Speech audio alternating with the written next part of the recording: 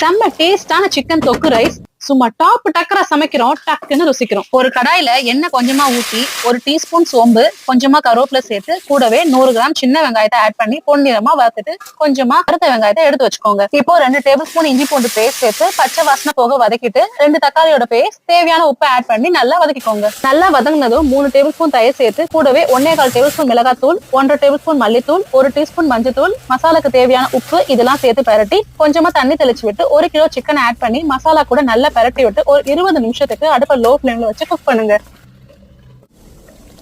இப்போ சிக்கன் தொக்குல மிளகுத்தூள் 1 teaspoon, garam masala 1 teaspoon, already எடுத்து வச்ச ஃப்ரைட் ஆனியன்ஸ்ல 1 டீஸ்பூன் கரம் மசாலா சேர்த்து மிக்ஸ் பண்ணி சேர்த்துக்கோங்க.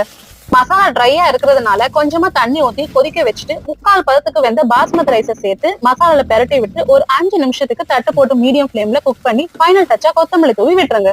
வீடியோ உங்களுக்கு பிடிச்சிருந்துச்சுன்னா லைக் பண்ணுங்க, ஷேர் பண்ணுங்க, கமெண்ட் பண்ணுங்க, அப்படியே மறக்காம ஃபாலோ பண்ணி வச்சுக்கோங்க.